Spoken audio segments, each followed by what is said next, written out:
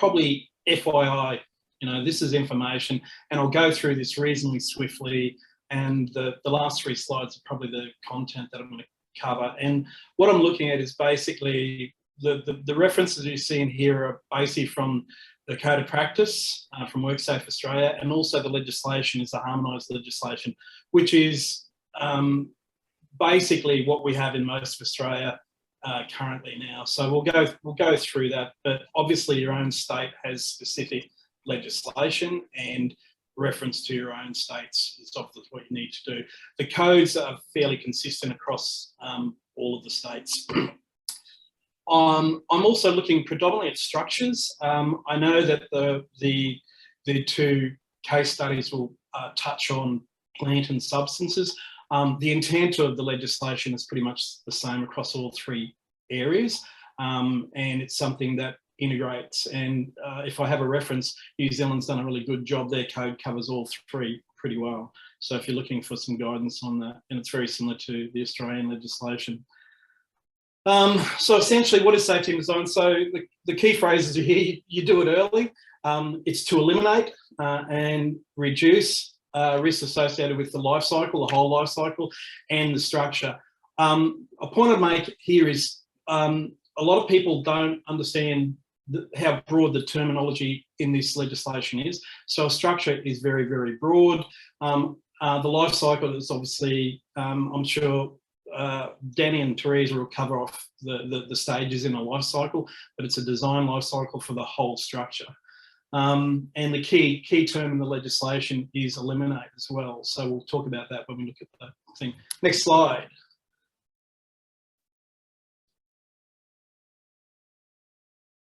So a structure, as you all know, and the examples I use are the photographs there. It could be a nuclear plant, it could be a scaffold, it could be a commercial building, but it's also any component of the structure or part of the structure. So the definition of structure is exceedingly broad. When it comes to constructing something, it could be anything from path, like I said, up to a nuclear structure. So it doesn't necessarily, it gives designers quite a broad scope with regards to their obligation applies to them as well. Next slide. These I've stolen from Helen Lingard and Co. Key principles obviously are prevention, identifying key people early in the cycle, understanding the whole life cycle, and ensuring that you use a robust process, risk management process, knowledge and capability of the people who are doing the process. And the key part for most of us, and also part of probably the most difficult part, is transfer of information. I think a lot of organisations struggle with passing the information through the different life cycle of the design to execution and operations, basically. Next slide. As I mentioned earlier, most of the states have adopted the harmonised legislation. Congratulations, Western Australia, you've done it recently, so that's good. The regulations, I don't think, have been nutted out there. Victoria still has similar legislation. Their code of practice is very, very similar as well.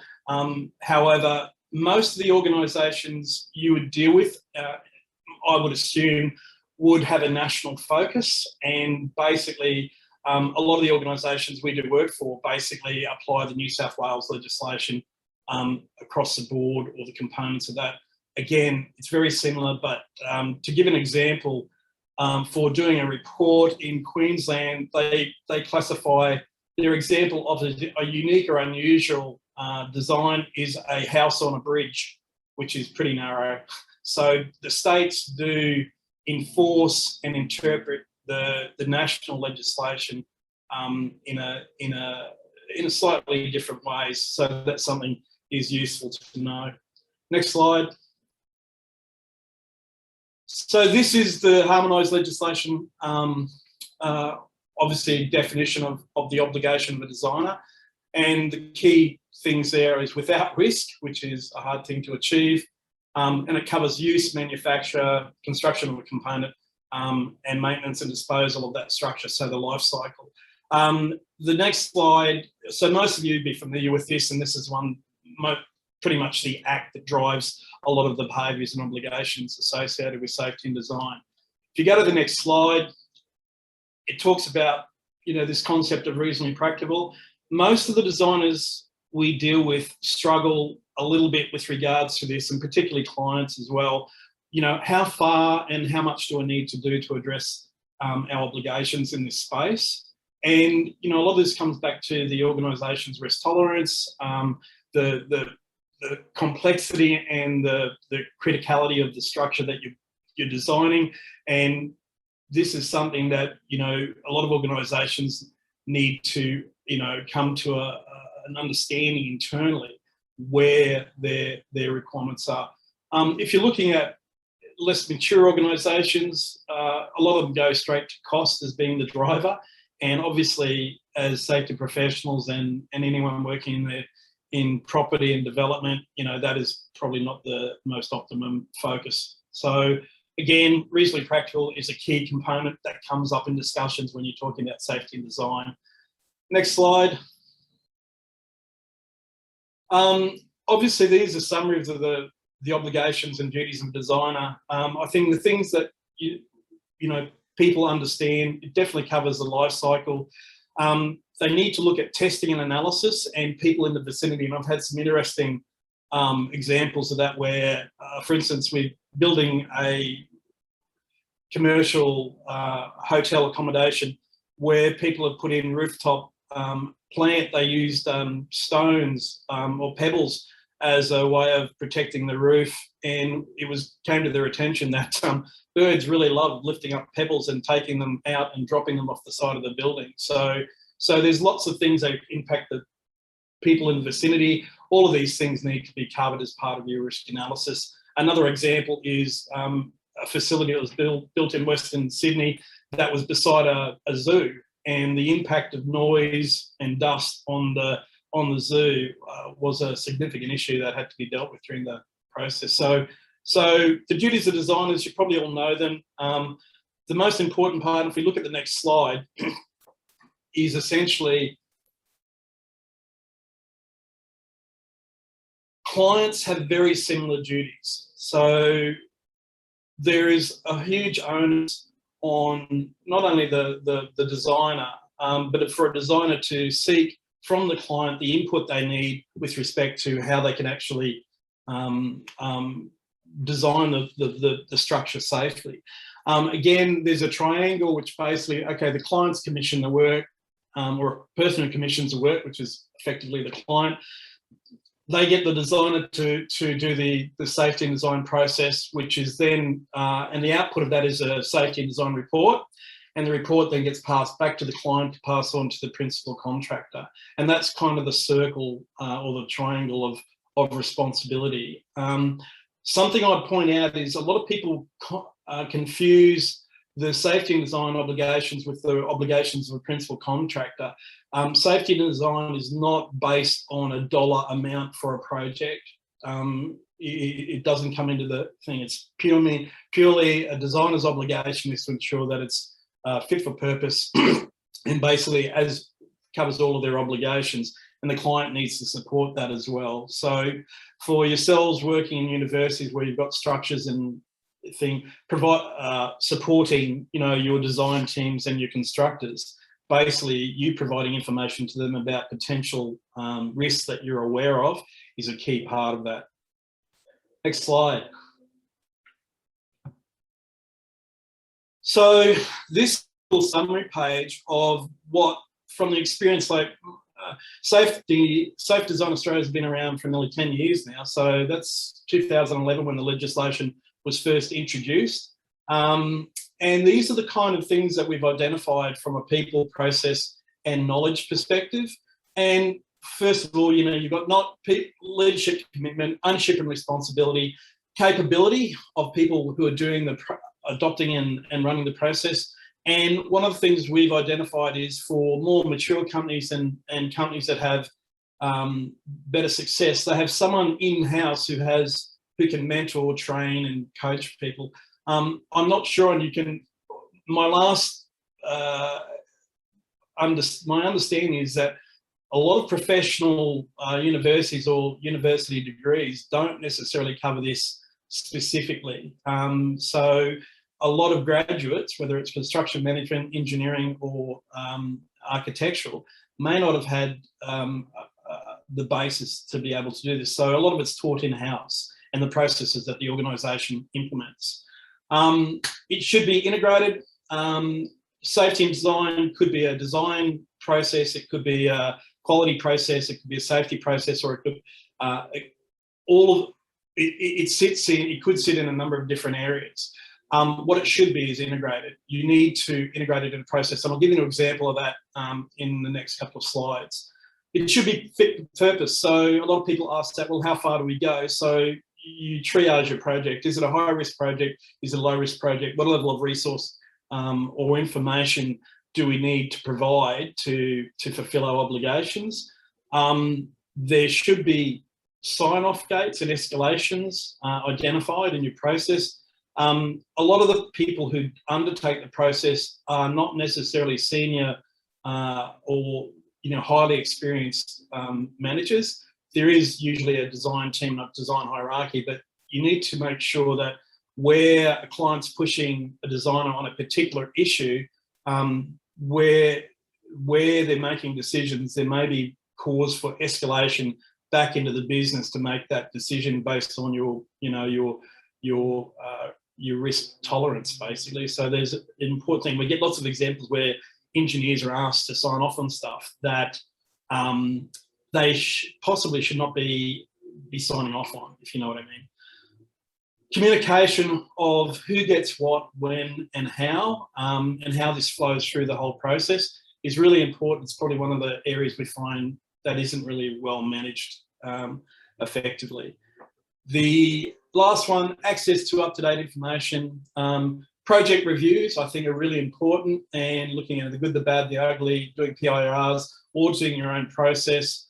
Sharing learnings is definitely important. Again, internal learnings from a business and how that gets fed back into your standards development, your specifications, is really important.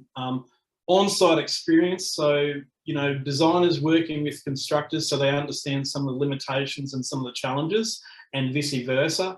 That is also a key part of the knowledge side of it as well. Next slide. So this is how do you integrate safety and design into a normal project methodology? So this is a really fundamental, basic example, guys. So there's a lot of words in some of the pop-ups here, so I won't go into a detail. But what you have to understand is that the safety and design process falls outside, a health and safety procedure. When you get a project request or initiating a project, you're doing your investigation. Click on the pop-up. You need to establish what the risk profile of the organisation is. So is this complex? Is it a high-risk project? Are there design requirements in this? Those get identified first. So that sets off the process of identifying, what your needs are. You look at, what is your risk tolerance? What is the contract type? What is the relationship between the organisations? All of those things are the, very high-level questions that you ask right at the start of a project request. And that could be as simple as having a question or a checklist in a project request form. The next stage, discovery. Basically, you have essentially, you need to input the safety and design elements into the project risk assessment. You need to identify your legal requirements for the state or the organisation or the structure that you're dealing with. You need to identify different resources and capabilities that might be called upon to do that, and basically work out what the high level of deliverables are. So again, that's usually in your project brief. Again, it's captured as guidance for people who are undertaking the project. The project planning, your business case or execution plan, just takes this into a bit more level of detail. One of the things I find really interesting is a lot of the time, any health and safety data or claims data is not covered off in a lot of the planning phases of this. So it would be really interesting to see how that information gets transferred. And I think because a lot of the universities are reasonably sophisticated with, the data that you track from your operations and obviously previous projects, having that information transferred informs people. A lot of people make decisions on risk based on gut. It's obviously better to have something to base that on.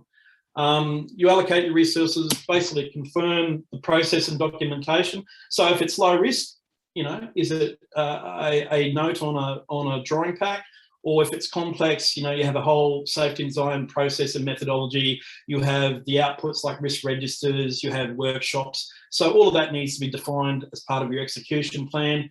And then your execution needs to look at, well, who do you engage to do this? So it's interesting, we do a lot of work with subcontractors in construction with regards to setting expectations, doing selection processes, and then locking them into contracts. But the contracts I see for a lot of design organisations don't necessarily spell out clearly what they're required to do, and there's no real evaluation of whether they're capable of delivering it. And believe me, there is a huge variance in the capabilities of some designers versus others.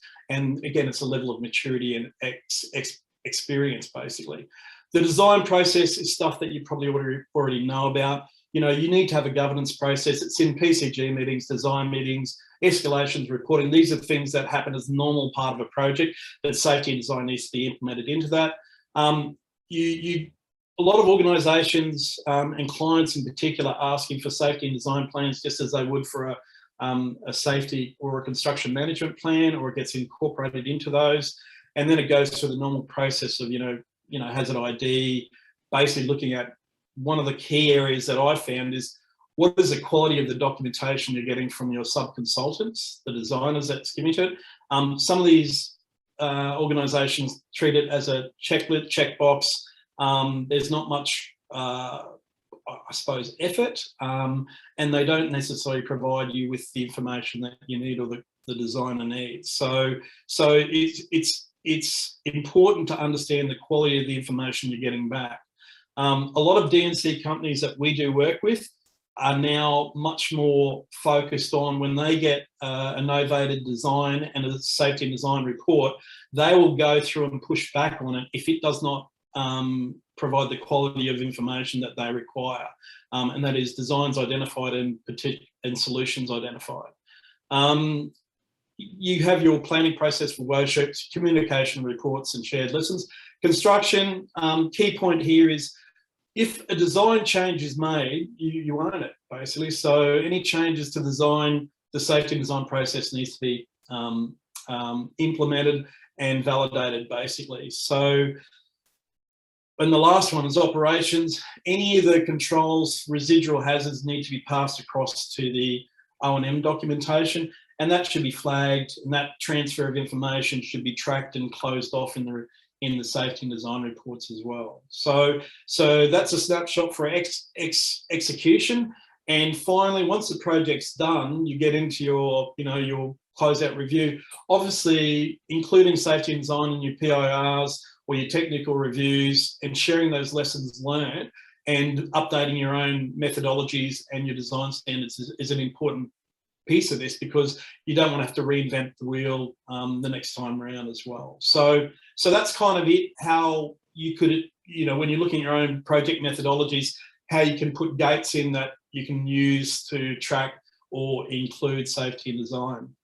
The last slide, and I'll click over to that one, is pretty much some of the, look, my experience is workshops can be hugely valuable.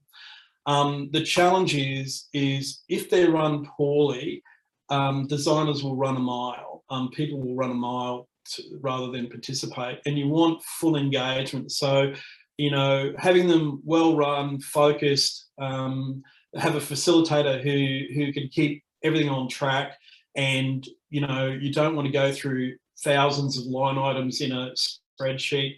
You need to focus on significant unusual aspects.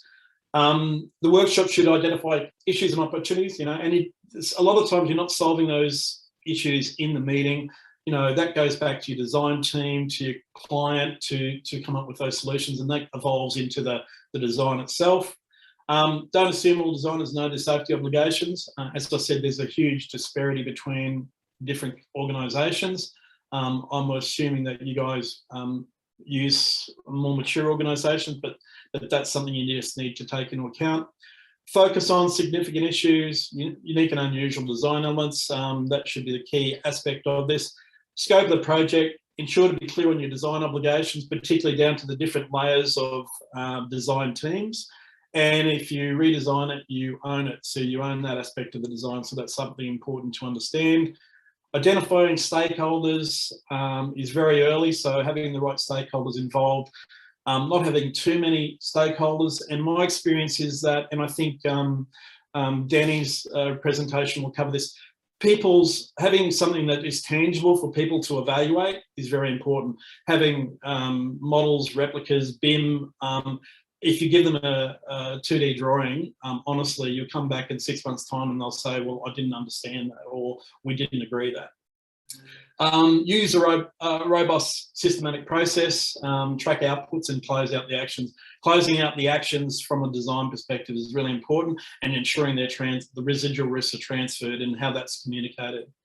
Reliance on standards. A lot of our BCA and NCC standards are minimum standards. You have to understand that. So a lot of the solutions are usually well above that standard. So just because you've applied a standard, I have lots of debates with architects, does not necessarily equal safe. The risk assessment, and the one that jumps out all the time is guardrail height or balustrade height. All of these things, they're saying, well, the legislation, the regulation, or sorry, the code says this, but it's a bar where you serve drinks and it's a platform that's 1/2 metre wide, so it's tempting to sit on. So all of these things come into the realm of risk management. Clients and others have overlapping and shared obligations. You need to identify and agree these, and I think that's where having a safety and design plan and having, particularly upfront, letting your client know what your expectation is with regards to input into the design process from a safety perspective is really important. So that's a very quick and concise overview of our experience to date. So hopefully that helps you guys. If you have any questions, always open thing. We have a couple of references in. We've got a really good ebook on our website. It explains a lot of case studies and also sets out the legislation in very easy to understand language. And our Not Boring Safety and Design course is classic. It's fun, and it's basically covers off a lot of this content on the how to do things, basically. Thanks so much, John. That's been very illuminating. Thanks. I've also done the Not Boring Safe Design course, and I can confirm that it is pretty good fun. It's definitely one of the better courses that I've done of recent time. It's very engaging, and the pace of it is quite good too. So thanks for that. I'll just open up the floor now to any questions.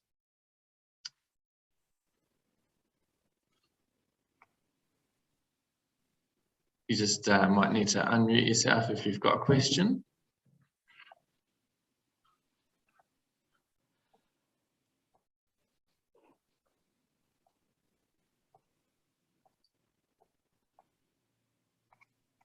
Okay, that's fine too. If there's no questions, we can go on to the next one. We've got a piece of time after each of the presentations. So if you do think of anything, you know, there's plenty of time for questions. Also, you can use the chat function if you don't want to ask the question in an open forum, and I'm happy to ask that on your behalf if you like. Otherwise, I think what we might do now is introduce Teresa Walsh and Daniela Norman from the University of Melbourne. So they're going to do a presentation this morning or afternoon, depending on where you are, on the safety and design framework that they have developed. So over to you, Danny and Teresa. Thanks, Mark. Yeah, so what Danny and I are going to talk through, and well, thanks, John, actually, for giving us that background. So what Danny and I are going to talk about is, again, feeding back off what some of the things that John said. We basically reviewed the safety and design that was in place at the university with a particularly complex project in mind. So that's why we saw an opportunity to review it. And that's what we'll be talking about with that focus really on that today. So myself and Danny, I guess just important to mention as well that we work in 2 different areas of the university. So I sit within the faculty and Danny sits within the more central team supporting safety. So I guess one of the things we immediately identified is with this particularly, one of the levels of complexity with this project is that there was a faculty involvement and there's also a huge university involvement. So what we saw was this opportunity to do a continuous improvement, take a look at our framework, and both work together in a lot of consultation.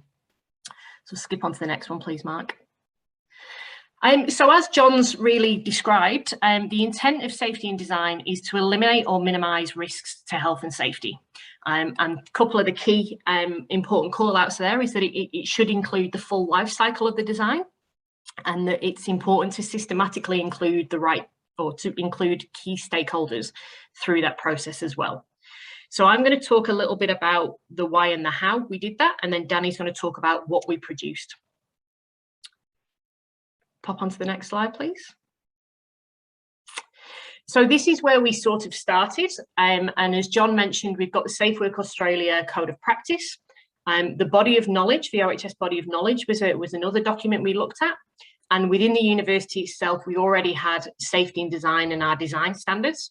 So as I mentioned, this was with a particularly complex project in mind that we looked at it, and we worked with the stakeholders. Skip on to the next one as well, please. So as John mentioned, we first of all, we sat down with the designers. So this particular project, we had a suite of 8 designers from an architect point of view, and each one of those were pretty much working with their own services engineer and HVAC engineers as well. So a really complex team before we even start. So what we did was sit down with those guys, and as John had sort of teed up for us nicely there, we reminded them or put front and centre what their obligations are as designers and manufacturers and suppliers as well. And we, noting that Victoria are the awkward ones who haven't actually conformed to the harmonised regulations as yet, we've put it in Victorian-centric terms there, that we must ensure, as so far as is reasonably practicable, that it is designed to be safe and without risks to health. And I really like this little graphic. So this is actually out of the body of knowledge. But what we're trying to show here is that by engaging in those safety and design conversations up front, it's actually much easier to include the engineering controls up front. It's lower cost and we get a better outcome.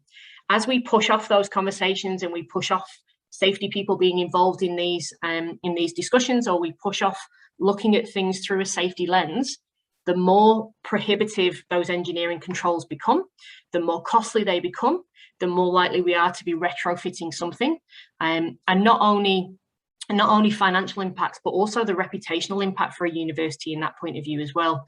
I'm sure we can all think of different construction projects that have gone awry at the 11th hour, where something hasn't been picked up in a design. So really this was the key figure that we put in front of our design team to really try and explain to them why it's so important to us at the university and why we really wanted to get them on board with this collaborative approach from as early as possible. But that's all great when we write, when we look at something on paper or as a textbook example. But what I think we all know is that design in practice, it's not linear. It's always complex, and all we can do is keep learning and improving as we go. And that's very much, I think, something as safety professionals we will all be aware of and very conscious of. So it's really something that we've tried to be open and honest about as well. And this collaborative approach with our design partners and with our end users as well, that we need everybody getting a seat at the table. So exactly how did we do what we did? So we really did, it was about designing the discussion, and consultation is the approach that we took. So safety and design, I think in some ways can be seen as a tick in the box.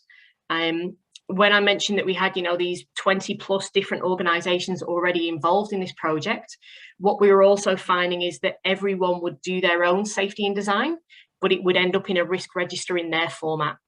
So they would essentially be in completely different languages, and it was really difficult to collate that information into one usable document. And as one of the key points I've noted from John's presentation as well, is about that information transfer. So we started talking with these groups, we started talking with our stakeholders, we talked with our design team, and really what we've tried to design is how this consultation works and how we get the right people the seat at the table, and those discussions can be had at the right time. So some of the things, we can skip on to the next slide, please. Two of the key figures in our process, I'm just going to share with you a key overview here, is really the process flow of safety and design. So each of those boxes there sort of call out the key milestones in a construction project, going from the project brief and design all the way through the different phases of design to construction, to maintenance, and then decommissioning at the end as well. And all of those factors need to be considered, or best practice is that all of those factors are considered from the upfront. So what we've tried to highlight there with the little stars that we've popped in is that safety and design needs to be considered at each of these steps. Doesn't necessarily need to be a 6-hour workshop with 30 people. It needs to be considered by the right people, and it needs to be addressed. We've also identified HAZOP in there as well, and Danny will talk a little bit more on that. Next slide, please. And then the other key thing we did was try to call out who the key stakeholders are and when they need to be involved. So this is a bit more of a matrix of showing when each of these people need to be involved. From a safety team perspective within a university, again, I think it's really important that our people don't get forgotten in this process. Again, some of the cases I've observed is that we've had, great design teams. They will go away and engage a safety and design person, John, such as yourself, very skilled. But what those people don't have is that background knowledge of what's happened in our university and in our areas and with our work teams previously. So being able to pull reports of previous incidents and hazards that might be associated and bring that information in as well. And also what Danny and I have noticed is that we probably, and this will be an ongoing challenge, we probably need to do a lot of promotion with these stakeholders as well about what their role is. It's not just another 4-hour meeting in your diary that is unfortunately going to take up half of your week. It's your opportunity to really invest in making this construction or this project the best it can possibly be. Next one, please. And then finally from me, how we managed to get the opportunity to really take a look at how we could redesign this, or one of the wins that we had is that through this large complex project, there was a concept of living labs prescribed across the university. So opportunities for various people to apply for a living laboratory status. So we actually applied safety and design as a living laboratory and integrating our data, our safety and design data into a digital twin. So what we were able to do there is really leverage from that research and teaching and learning opportunity also. So the fact that we've got accepted for this living laboratory, I think is a really interesting way to keep our people motivated into doing good safety and design all the way through. And with that, I'll pass over to Danny to talk about what we've actually produced in this process. Thanks, Teresa. Next slide, Mark, please. So the university invested quite a bit of money and time in looking at designing a prompt sheet, or a prompt list, as it's affectionately known. This sheet is, dare I say it, 30 pages long. It takes into consideration all elements of the build through to decommissioning. So this prompt sheet we developed in consultation with an external provider, as well as our architects. We also brought in our project managers, some safety and health and safety professionals, even some health and safety reps. So it had a broad range of people to come in to work with us. What it did do was bring out all the lessons learned we have learned over the course of the last 15, 20 years of building projects within the university, to hopefully bring up an exhaustive list that we could use to ensure that into the future we learn from our mistakes of previous projects. In some cases, we haven't necessarily picked everything up. So again, this is a living and ever-changing document, which is fabulous for the designers. The hope of the prompt sheet isn't to be done in a safety and design meeting. It's actually the expectation of the architects and designers to go away, fill in as much information as they possibly can based off their knowledge and experience of the project, and then have a robust conversation with all of the stakeholders that Teresa has already pointed out in the previous slide. The prompt sheet, as I said, is very exhaustive, and yes, for some designers, it's a little bit frustrating to have to go through. I think one of our architects pointed out it's about 400 line items, so quite exhaustive, but a really helpful tool in terms of looking at standards, legislation, and all the other issues we've had. Next slide, please.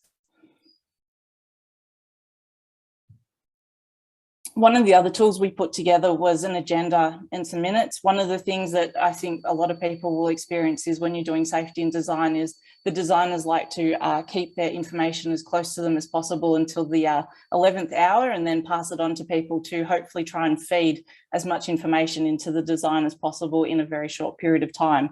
So one of the things we've really emphasised and pushed through is the fact that we need minimum 10 days to be able to review this information, so that into the future we can ensure that everyone who's got the information has enough time, get as much information as they can, and pass that through into the project, so that it's actually a really great way to invest in the project and ensure that we're meeting our requirements. Next slide.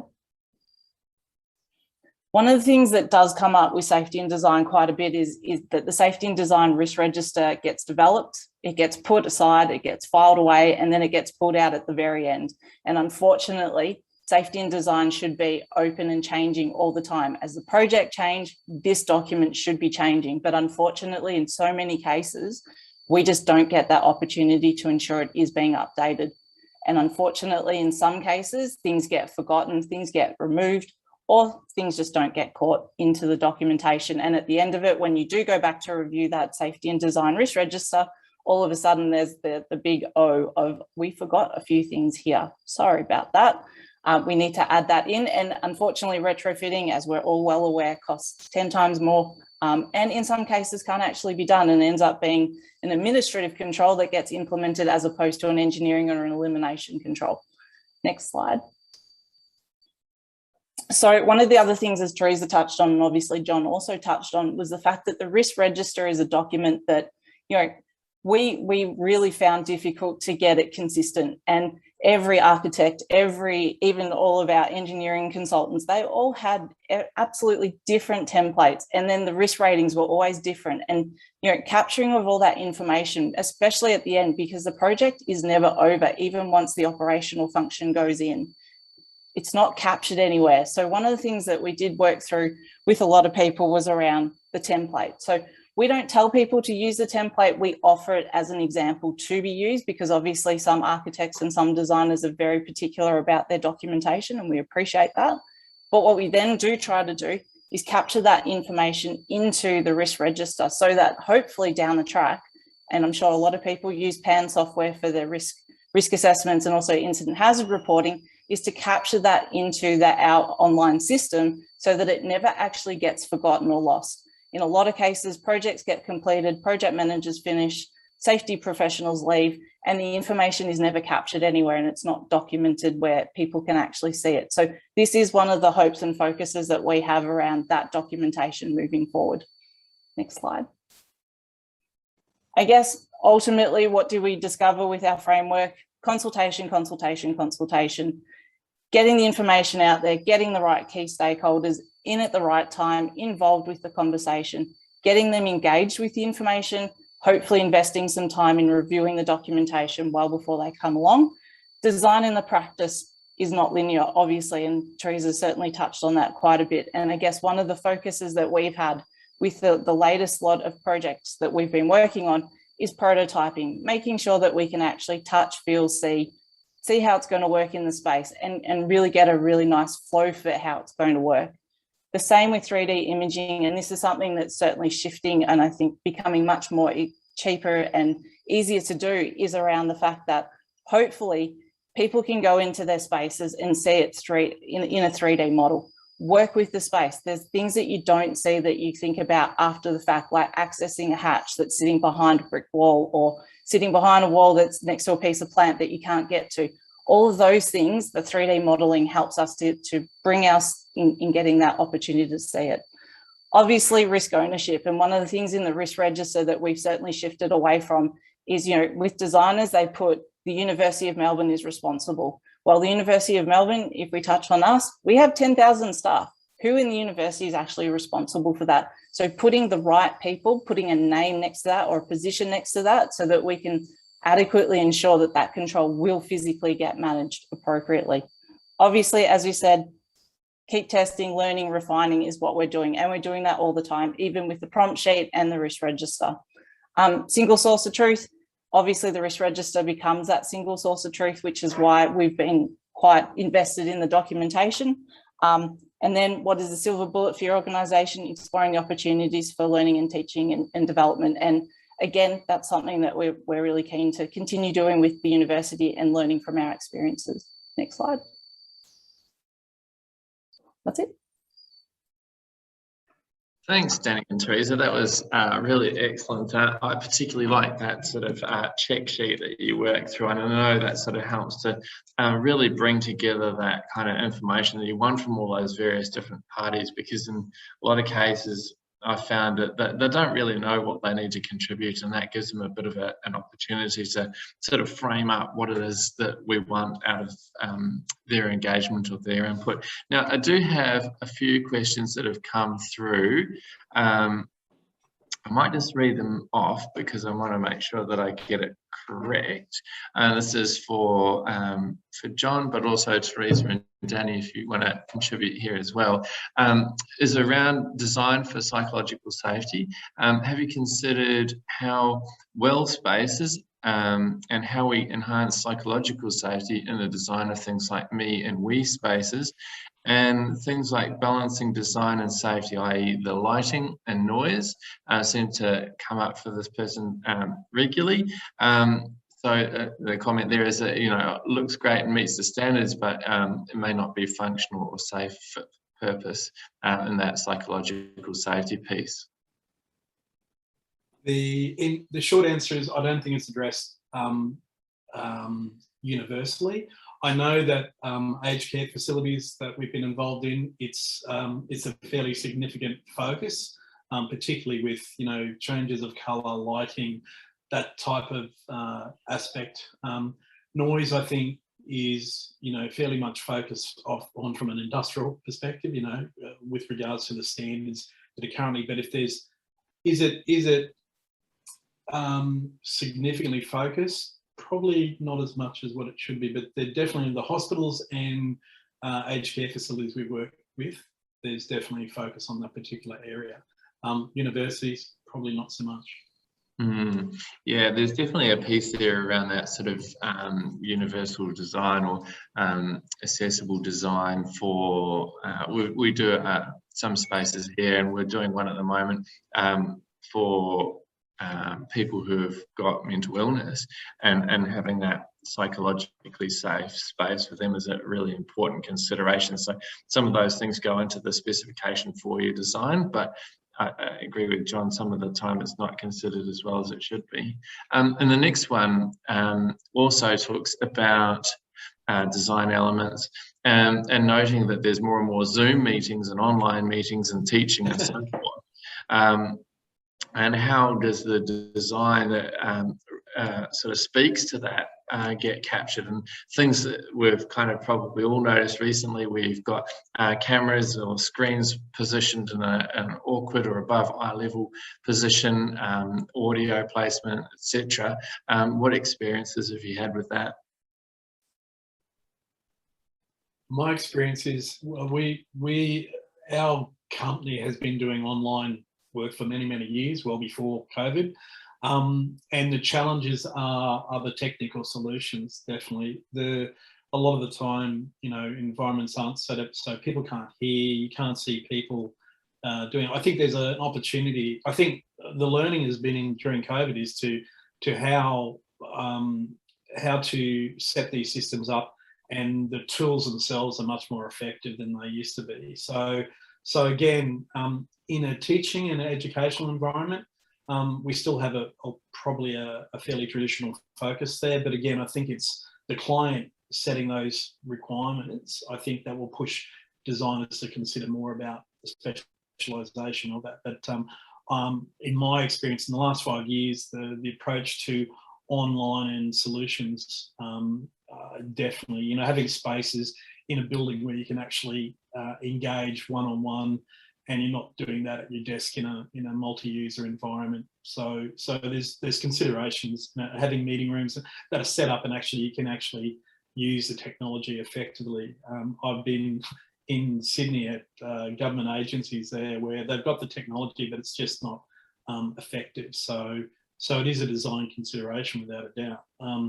I think from a safety and design perspective, it's probably not one of the first things that you're looking at, but it definitely is something that I think there's a lot more focus on it as a result of COVID than previously. Yeah, and I think it's as Teresa was mentioning, it's getting the right people a seat at the table at the right time. And in some cases, you're looking at a designer who, you know, does the number of screens fit? Yes, does fit. But how is it used functionally by the end user is a really important consideration that needs to be highlighted. And it's about, my opinion is that, you know, having the right people there to agitate and to ask the right questions at the right point in time is that really effective process to sort of correlate that design into the real world in the way that we use it in a university. There's a huge focus on human factors associated. Like there's a lot of, you know, in some industries like rail, you know, obviously mining, there's a huge focus on human factors in the technology space as well. So, you know, there's expertise out there. It's just a matter of probably linking into it. Yeah. All right, I know that we just want to keep a bit of an eye on the time. So without further ado, I will introduce Charles Nelson and Ben James. So Charles is from the University of South Australia, and Ben is one of the consultants that has been working with Charles and is from System Solutions Engineering. So over to you, Charles and Ben. Excellent. Thank you, Mark. If you want to move on to the next slide. So this presentation is on, I suppose, a slightly different take on things. So this is where in places where the utilization of space changes or where things might not have been picked up correctly in the safety and design process. So I'm sure, like most other universities around the place, we have quite a diverse array of infrastructure assets on our 6 campuses. Some of our building infrastructure is over 100 years old. And of course, the utilization of those assets changed significantly over the life of those buildings. So it is very hard to capture all of the safety and design from a building that may have been built 100 years ago and what might be utilized about today. And of course, things in terms of building code and standards also change over time. So sometimes even in newer buildings, the space utilization can change quickly. So the ability of the designer to consider the intended purpose of that infrastructure even 5 years post-build can be difficult. So as we've been saying all through this presentation, trying to get the key stakeholders in the room, trying to get those end users that might be, you know, have plans on what they might be doing in 5 years' time is really key to the process. So being able to integrate that into the process, as we've talked about, is really key. That nature of the work also varies. And in particular, research often requires new equipment, new chemicals, refitting of facilities to accommodate that research equipment or work. And at least at our university, there's been a more recent push to try and co-locate teaching and research together within the same facilities. So having facilities that are able to be flexible enough to pivot between those two uses or to have those uses working next to each other. And that, of course, adds in all different safety and design risks as well with that. So as with the previous presenters, our safety and design covers off on key stakeholders from different areas. And one of our projects, a small project with a redesign or reutilization of a space in at our Mawson Lakes campus, identified that with those key stakeholders that would be identifying or introducing flammable gases into that space. Now the next slide's fine, Mark, that's great. So within that, of course, the use of that space with flammable gases being reticulated into that, we then worked out that we probably in that design point or the safety and design process up to that point, we hadn't considered the hazardous area risks of that. So a hazardous area, what is it? Well, it's basically any space in which an explosive atmosphere is or may be present. So anytime we have flammable liquids, vapors or gases, even combustible dust in a space that might be potentially generate that risk of fire explosion. And of course, when you have those potential hazards within a space, there are special precautions that need to be considered during construction, installation, and the ongoing use of those spaces. So the best way of doing that is, of course, doing a detailed hazardous area classification. During this process of looking at that individual space, we identified that we may not have done that to the extent that we should have in previous building designs or current buildings that are being utilised for areas where hazardous gas is in place. And of course, adding to this, as John talked about earlier, the equipment that goes in there, the nuts and bolts, also needs to be considered. So electrical equipment within a hazardous area should be suitably rated depending on the area and the requirements around that. So the controls associated with the equipment that goes in there also should be considered in this process. Next slide, please, Mark. Okay, so after we identified through that one little project that we might have had a bigger issue, what did we do at UniSA? First thing that we did was to utilise a Workplace Health and Safety Queensland tool to undertake a self-assessment. So you can see the tool on the right, fairly simple checkbox list of yes and no answers to some questions. But it was really around, first of all, looking with our chemical manifests that we have within, we use ChemWatch here at UniSA. Is there any areas where we have flammable gases, either stored or used in rooms and areas, or do we have any large flammable liquid storage or utilisation within those areas? So we looked at those areas as the primary risk areas, went to there and then asked questions using the tool to try and identify, okay, is there a potential risk of the use of those flammable liquids or gases in that space going to create a fire or an explosion risk? If yes to that question, can we look at the design documentation or the as-built documentation where it was available to try and determine whether those risks were assessed in that original design process and may have already been considered, and therefore we can review those to make sure that they were being effectively utilised. And then, of course, to look at the equipment that's in there. So is there electrical equipment? Is there ignition sources within that space? And is that designed for a hazardous area? Most of those answers were no, that the electrical equipment wasn't designed for a hazardous area. So that self-assessment then led us on to determine that, okay, we do have quite a few areas around the university where we have potential issues, and so we needed to do some further investigation. So we put together a RFT for tender based on our requirements to try and get in some specialists to look at those zones where we might have a potential atmosphere and to review those. So SSE won that tender, and we have Ben Jones with us today, and he's available to answer any questions about that process. So that review occurred. The primary focus of that review was to look at identification of areas and non-compliance, and then, if required, to then look at further detailed hazardous area classifications that may come out of that. Next slide, please, Mark. SSE won the tender primarily based on the fact that they had extensive experience in this area, and had also conducted a recent audit within CSIRO on using similar grounds. So this is some of the information of what they did at CSIRO, which is very similar to our project here. So involved detailed visual inspections of all of the areas. So we also asked them to look at any adjacent be impacted by that those hazardous areas within that individual area. Also looked at them to ask them to consider egress paths. So if we have potential hazardous areas, is that going to impact on fire and emergency management within the building? Of course, the load and what hazardous gases or hazardous liquids were in the space according to the relevant Australian standards, primary ones being the Australian Standard 2243 series.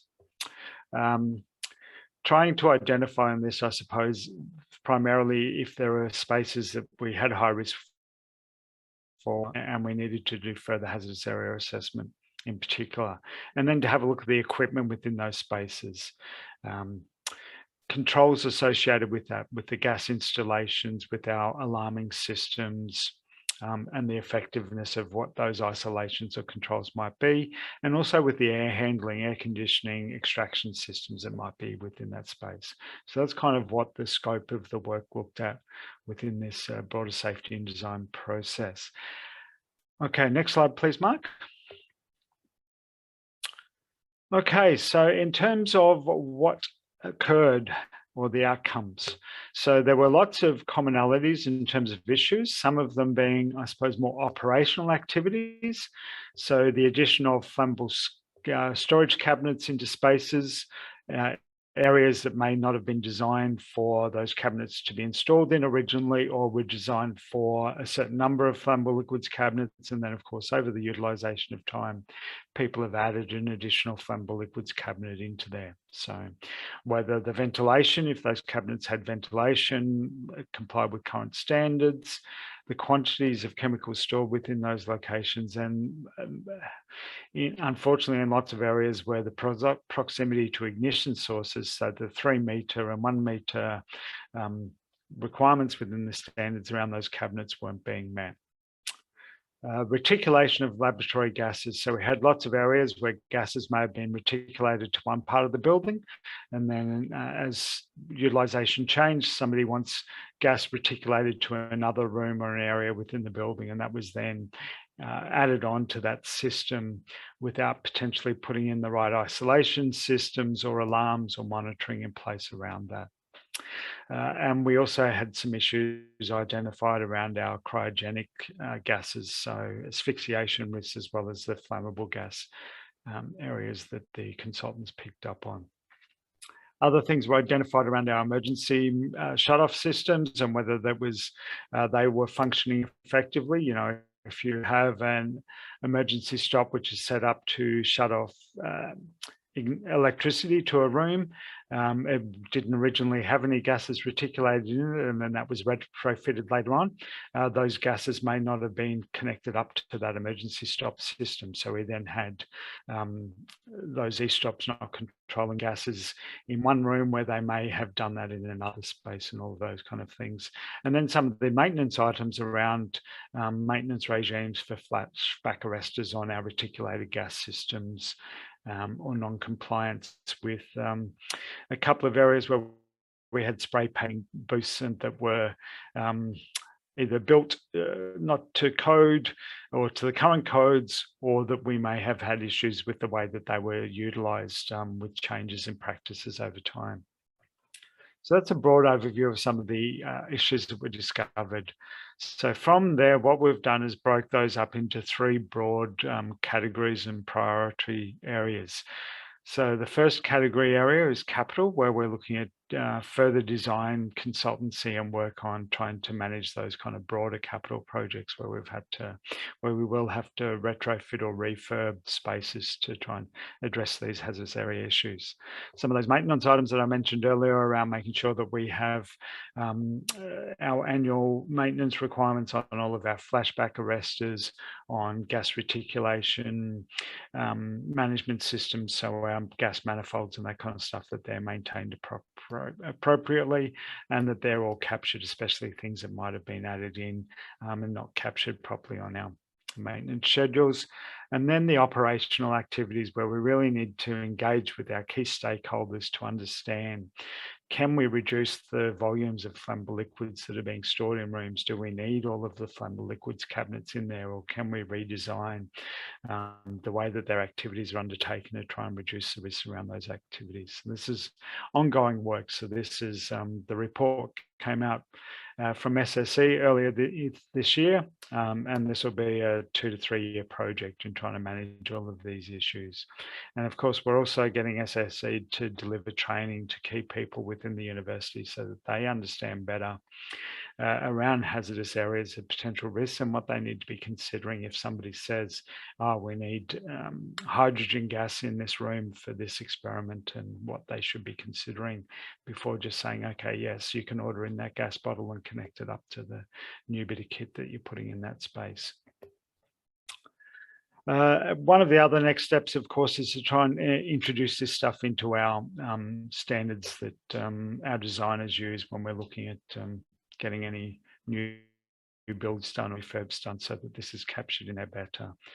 I think it's key, as one of the previous presenters have discussed, or both presenters before me have said, around the fact that sometimes not every designer will have the knowledge around these areas. So it's important to make sure that the right people understand this and involved in the process. Next slide, please. Sorry, Mark, you there? Excellent. Okay, no, that's right. So I think that's all I wanted to cover. I rushed through it a little bit because we were running short on time there, but now open to questions either for myself or Ben, if you have any. Thank you. Thanks, Charles. That was really good. And yeah, I think that was a really helpful one for a lot of people who've probably got lots of hazardous areas within their campuses as well. I know that we certainly do here. Any questions for anyone? Yeah, from me. Hi, Charles. Hi, Maria. Have you or the university considered to train some personnel to do the hazardous zones classifications?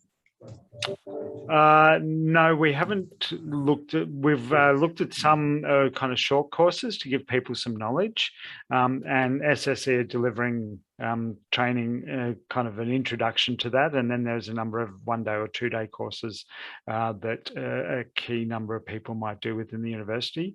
But for the full training to do a detailed hazardous area classification, the university's decided would prefer to call in experts in that area to undertake that on our behalf for when we need to undertake those.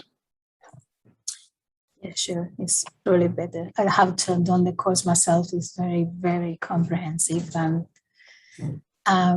for me it would be a nightmare to start doing the classifications, but I might have to. Okay. Yeah, Ben, I don't know whether you want to comment on that, but from my perspective, it's really complicated, and it's not just you know, a simple formula that you can use. There's lots of different things that need to be considered. So. There are, and also there's numerous standards as well, which you need to refer to as part of the assessment. I think, you know, even if you're just looking at specifically laboratory gases, there's, you know, possibly 12 or 13 Australian standards that you could look at, and some of them contradict each other as well. So I think from, you know, a laboratory personnel point of view or uni point of view, it's about making sure your responsible people have an awareness of what's required every time a modification is made to that laboratory, whether it's a new piece of equipment or a change in use, that these questions get raised, and then you can pretty quickly identify the answers that you do know, and then where you need to seek help as well. I think that's probably key. Yeah, you're right, completely right.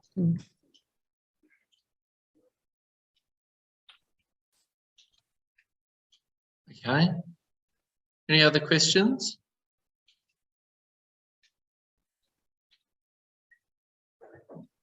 No? Okay. Well, I know we are a wee bit over time. I appreciate everyone's got busy jobs to do. So I will sort of bring it to a close. I think that's been a really valuable presentation from my perspective. It's something that, you know, is very applicable for any sort of campus, and I think you can sort of take those frameworks and those ideas and translate them into whatever process that each organisation has in terms of managing projects or even operations, as Charles was mentioned there. We will be putting this presentation and slide deck up for people to go back and have a look in case you weren't able to make it or you were called away partway through this presentation. So that will be available for people. I would also encourage you to jump on and follow the Australasian University Safety Association on LinkedIn. Please jump on also and review any upcoming events and things that we've got going on. There's another session on Safe Work Month next week, which is around computers and how we can use those in terms of the safety at our universities. I think that's also really exciting. I think if anyone's got any other comments or thoughts that they want to raise, please feel free to send them through to myself, and we can package those up as well. So that is really it from my perspective, unless anyone has any last minute questions.